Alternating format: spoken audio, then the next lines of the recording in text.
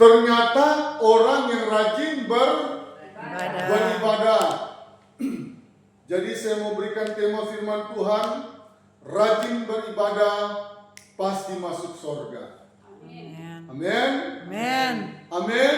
Amin. Rajin beribadah pasti masuk surga. Saudara yang Tuhan Yesus kasihi, ada perbedaan antara orang benar, orang fasik. Siapakah orang benar?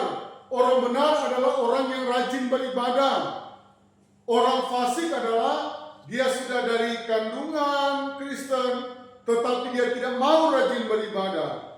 Saudara, orang yang rajin beribadah, saya bisa memastikan 99% karena saya manusia biasa. Mungkin ada 1% yang bisa membuat orang tidak masuk surga. Karena saya sendiri tidak bisa memberikan kepastian 100%, tetapi jaminannya besar sekali. Amin. Amin. Karena ada ayat berkata, ada orang yang berkata, Tuhan, bukankah aku sudah bernubuat? Tuhan berkata, enggak engkau pembuat kejahatan. Nah, saudara yang saya kasih dalam nama Tuhan, kalau tidak salah, beberapa tahun yang lalu kami banjir di Entro, dan Bapak Topsi yang ikut datang kerja bakti. Jadi mengangkat karang ditaruh di gerobak. Dari sekian banyak jemaat, Bapak Topsi tergerak dan Tuhan menggerakkan. Dan itu salah satu perbuatan terbaik selama melayani atau selama beribadah di Pondok Daud. Saya berkata, Pak Topsi tidak capek. Ini sudah biasa latihan di gym ini, sudah biasa latihan, jadi tidak gampang capek. Itu untuk melatih otot apakah saya lupa. Iya. Otot apa itu, Pak? Iya, luar biasa. Nah, saudara yang saya kasih dalam nama Tuhan, tentunya Bapak Alex adalah spesialis kerja bakti memotong rumput. Nah, Bapak Alex punya alat yang luar biasa, alat mesin paras. Tidak pakai lagi sabel, tidak pakai lagi parang. Kalau parang, baru berapa kali paras, dia punya mata so bengkok. Mesti saya tajam lagi. Dengan masalah tentunya. Ibu Alvina dan Ibu Merti spesialis kerja bakti. Nah, kerja bakti itu bagian dari ibadah. Amin.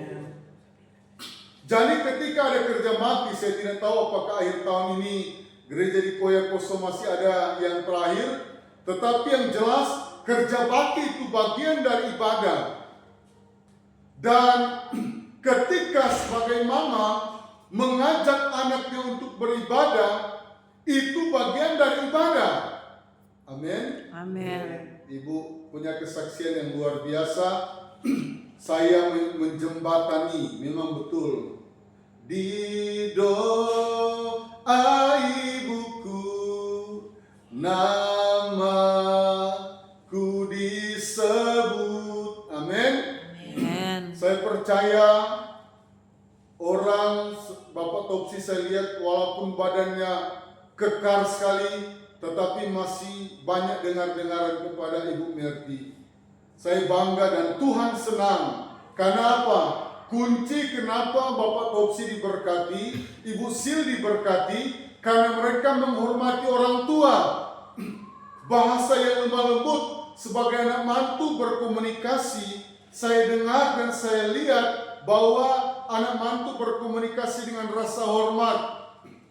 Saya juga pernah bilang kepada Pastor Salomo, jangan kamu merasa marah kalau orang tua cerewet soal mengingatkan ibadah. Tadi juga saya cerewet di mobil.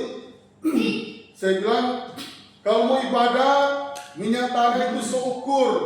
Jangan nanti semua jam baru mau ukur. Tetapi puji Tuhan memang tadi datang lagi 10 jam 7 tidak terlambat. Tetapi yang saya maksudkan, saya bilang kepada Ibu Gembala, keluarga Gembala kalau datang di gereja, itu kalau terlambat jauh itu penghinaan kepada Tuhan. Sekali lagi, keluarga Gembala Kami punya kebiasaan kalau datang kepada Tuhan terlambat jauh 10 menit itu sudah merupakan penghinaan bagi Tuhan. Saya mau mengajari anak-anak, 6 anak saya ini memberikan penghormatan yang setinggi-tingginya soal ibadah. Masih kemarin hari kami sudah bilang, Salomo atur baik-baik itu kerja, Yakub, Ecun atur baik-baik. Kami tidak pernah mau pergi ibadah itu mau terlambat 1 menit pun kami merasa sudah menghina Tuhan. Karena ibadah itu dia punya nilai adalah nilai 10 bagi Tuhan. Amin. Amin. Ibadah itu nilai berapa? 10. 10 bagi Tuhan. Di sekolah guru-guru banyak yang tidak berani kasih nilai 10. Rata-rata nilai 9 sudah paling tinggi. Tetapi Tuhan akan memberikan nilai 10 bagi jemaat Pondok Daud yang setia. Amin. Amin. Dan saya mengajari kepada anak-anak supaya mereka menghormati ibadah, jangan pandang enteng. Saya bilang cukup Ecun saja yang jaga adik. Yang dua yang tua ini, Salomo, Pastor Salomo dan Yakub, dengar firman, bataru kira di firman. Nah ternyata persyaratan menjadi kesayangannya Allah yang kita baca, dan ini menjadi visi dari Pondok Daud. Visi Pondok Daud cuma satu, menjadikan keluarga gembala dan jemaat kesayangannya Tuhan. Amin. Kita berikan tepuk tangan. Saudara, saya belum pernah ada lihat gereja yang punya visi seperti ini. Tetapi kalau kita punya visi yang terbaik seperti ini, itu pemberian Tuhan. Amin. Itu Tuhan berikan. Waktu kami baru membuka pelayanan tahun 2006, kami berdoa, Tuhan, visi apa yang kami taruh?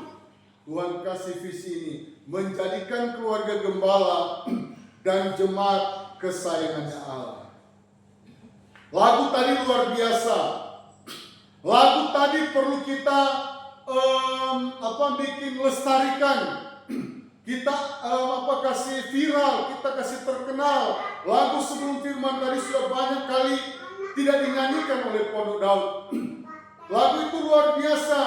Firman Tuhan itu pesawat Allah yang hentar jiwaku ke surga. Amin. Hanya firman Tuhan dan Roh Kudus yang mampu membawa manusia ke surga.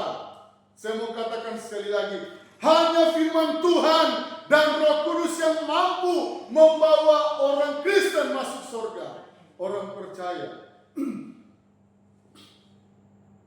Kitab Amsal berkata, dia akan menanggung akibat kalau meremehkan firman. Amin. Saya tidak akan buka ayat itu malam ini. Tetapi kitab Amsal yang ditulis oleh Raja Salomo, lewat ilhaman Roh Kudus, Tuhan sangat membenci orang, dia akan menanggung akibatnya, fatal. Bisa jadi dia dimotori, tatabrak, patah kaki. Itulah orang yang meremehkan firman. Sebelum kita patah kaki, sebelum kita tatabrak mati di tempat, sebelum kita sakit berat di rumah sakit, ketika ada ajakan dari gembala, ketika ada ajakan dari hamba Tuhan, ajakan dari orang tua, mari kita jangan meremehkan firman. Amin. Saudara mau meremehkan firman, ada akibatnya. Saudara mau menghormati firman, amin. Mari kita berikan tepuk tangan bagi Tuhan. Saudara, kami bersyukur di hari-hari ini. Setiap hari Tuhan suruh kami harus buat konten firman. Dan setiap hari kami masuk di channel YouTube. Salah satu jemaat, pertama jemaat yang katakan follow adalah Bapak ya memberikan hormat kepada firman, bukan kepada saya. Saya tidak perlu dihormati oleh jemaat, tetapi firman harus dihormati. Amin. Saya tidak perlu. Sekali lagi, pendeta Kristin tidak perlu, pendeta Fani tidak perlu, tetapi Tuhan yang harus ditinggikan. Haleluya. Amin. Saya tidak perlu, pendeta Kristin tidak perlu, Pastor Salomon tidak perlu, tetapi yang perlu kita hormati adalah firman Tuhan. Bagaimana orang mau masuk ke surga kalau orang pemalas beribadah? Ya kan? Firman Tuhan itu pesawat Allah yang gentar oleh percaya. Berarti orang yang pemalas ibadah kurang percaya, bahkan tidak percaya. Saya khotbah tadi di akun YouTube, saya bilang, saya bangga pendeta-pendeta dulu. Mereka sudah berkata bahwa di zamannya antikris, di akhir zaman, manusia akan dipasang chip. Dulu waktu belum ada HP, banyak yang hina, ejek. Oh, pendeta Pantekosta, penipu, pembohong. Waktu belum zamannya HP, betul tidak? Saudara masih kecil, saudara dengar antikris mau datang, mau pasang chip, saudara dengar kok. Ibu Merti masih remaja, mungkin saudara dengar ya, masih pemudi saudara dengar. Sekarang terbukti kah tidak? Terbukti. Sudah di monyet pertama, manusia pertama, dan sekarang apa-apa akan mengarah ke situ. Apa yang dikatakan oleh pendeta betulkah tidak? Amin. Nah, saudara yang saya kasih dalam nama Tuhan, firman Tuhan berkata ayat 18, ada perbedaan antara orang yang beribadah dan orang yang tidak beribadah. Banyak kali iblis datang kepada orang Kristen, percuma mau ibadah, lihat dong kelakuan seperti itu. Mereka boleh menghakimi seperti itu, tetapi orang yang rajin beribadah dia akan dipulihkan di sana. Orang yang rajin beribadah, firman Tuhan berkata, jerih payahmu dengan Tuhan tidak sia-sia. Bapak Alex dari Koyamara tidak sia-sia. Amin. Ibu Alvina dari Entrop tidak sia-sia. Amin. Tuhan tulis, Tuhan catat di buku kehidupan surga. Saudara, jadi ibadah itu sangat penting. Jemaat, biarpun jemaat mau benci kepada kami gembala, Bapak Gembala setiap hari ingatkan, setiap hari Minggu Tuhan menunggumu di gereja. Kalau ada jemaat yang mau benci kepada Bapak Gembala, silakan, tidak apa-apa. Daripada Tuhan mau benci Bapak Gembala, tanggung jawab yang Tuhan taruh di pundak kami Gembala, kami harus ingatkan semua jemaat. Semua, tidak ada yang terkecuali. Dorang mau berkata, mau budak dompet telinga, mau pongo. Bapak Gembala setiap hari Minggu ajak orang ibadah. Bagi saya, biar terserah. Jemaat mau benci Bapak Gembala silakan. Tetapi yang Bapak Gembala takutkan, yaitu pada hari penghakiman, nanti misalnya contoh Ibu Alvina. Ibu Alvina, waktu hari penghakiman, Ibu Alvina masuk di api neraka di sebelah kiri. Ibu Alvina akan berkata, saya Bapak Gembala tidak pernah kasih ingat mau ibadah. Kenapa? Karena kamu tidak rajin beribadah. Saya tidak mau dosa itu ditanggungkan kepada saya. Kalau saya tidak ingatkan pada hari penghakiman, Bapak Gembala, Pendeta Fani yang akan masuk di api neraka. Karena kau selama jadi gembala tidak mau kasih ingat jemaat rajin beribadah. Tanggung jawab saya harus kerjakan. Tanggung jawab saya kerjakan dengan sungguh-sungguh. Biar Salomo kadang-kala Yakub, mereka tidak suka Bapak Gembala selalu katakan, doa, bangun berdoa, bangun memuji Tuhan. Tidak apa-apa anak-anak mau membenci saya, tapi saya tidak peduli itu. Yang saya takutkan kalau Tuhan membenci saya. Kamu sebagai gembala Imam Eli di Alkitab, karena dia tidak tegur dosa dari anak-anaknya, Tuhan marah. Dan Imam Eli, dia tidak jadi imam, dia punya keturunan, tidak ada yang dipakai Tuhan. Dibenci oleh Tuhan. Tuhan menyesal menjadikan Imam Eli. Karena Imam Eli dia punya anak-anak makan korban sembarangan, makan ikan-ikan yang enak, masih agak mantap, rakus dorang. Imam Eli tidak pernah tegur. So berdosa Imam Eli kasih biar. Itulah yang Bapak Gembala selalu terngiang-ngiang. Anak-anak saya harus tegur. Dan saya berkata kepada Salomo, Salomo bersyukur. Ada suatu hari kelak Bapak Gembala ini, Papa kamu ini suatu Tuhan akan panggil. Kamu akan rasa, kamu lihat di Yohanes ketika mereka kehilangan orang tua. Kamu lihat Esther ketika mereka kehilangan orang tua. Yohanes yang dulunya pemberani ini kamarakan saya. Yang dulunya pemberani, yang dulunya cerewet-cerewet, sekarang dia suka malu, suka bakurung di kamar. Karena apa? 3 tahun yang lalu dia punya papa dipanggil Tuhan. Bersyukur kalau masih punya mama. Bapak Topsi bersyukur. Segala yang diingatkan dan puji Tuhan, Bapak Topsi mengaminkan. Selalu dengar nasihat Ibu Merti. Saya yang mau suka dengar nasihat orang tua. Mungkin sudah 7 sampai 10 tahun orang tua. Sudah 10 tahun lebih orang tua meninggalkan saya. Saya kalau mau pulang ke Manado, saya mau cari ketemu dengan orang tua saya, tidak pernah. Saya kadang-kadang kalau ada dalam beban, dalam pelayanan, saya pulang Manado, saya mau ngobrol dengan mama saya. Karena mama saya, bagi saya hebat. Setiap hari, mama saya 4:30 sudah berdoa. Setiap hari 4:30 pagi. Baca Alkitab tidak pernah apa. Kalau hari Minggu, mama saya suka membersihkan gereja. Saya bilang, Ma, kenapa mau bersih? Mama mau kalau orang mau ke gereja, mama tidak mau lihat di muka jalan ini kotor. Supaya orang lewat di gereja, rumahnya Tante Ani bersih. Sehingga anak saya yang kedua, saya dengan Ibu Gembala kasih nama Yenima Ani Tambun. Karena figur dari mama saya. Jadi bersyukur saya bilang di anak-anak, hormati mama kalian ini hebat, pekerja keras, mama kalian ini kalau mau suruh tidur siang, saya banyak kali bakalai.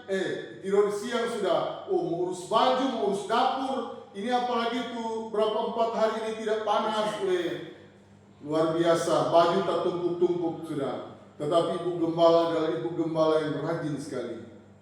Saudara, anak-anak ini saya mau mereka menjadi hamba Tuhan. Saya sudah nasarkan. Dan saya selalu bilang, Salomo rajin berdoa. Saya bilang, Salomo, minggu depan hari Jumat, minggu depan ngana dengan Ecun mohot pada channel YouTube. Siap-siap berdoa dari sekarang. Jangan ngana kalah dengan Ecun. Ngana sekolah Alkitab, kau sudah sekolah, jangan kalah dengan Ecun.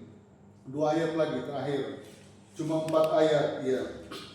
Cuma 4 ayat saja. Amin. Amin. Tidak lama-lama ya. Amin. Lukas 10 ayat yang ke-20. Ya. Kembalinya ke-70 murid, ayat yang ke-30. Namun demikian, janganlah kamu bersukacita karena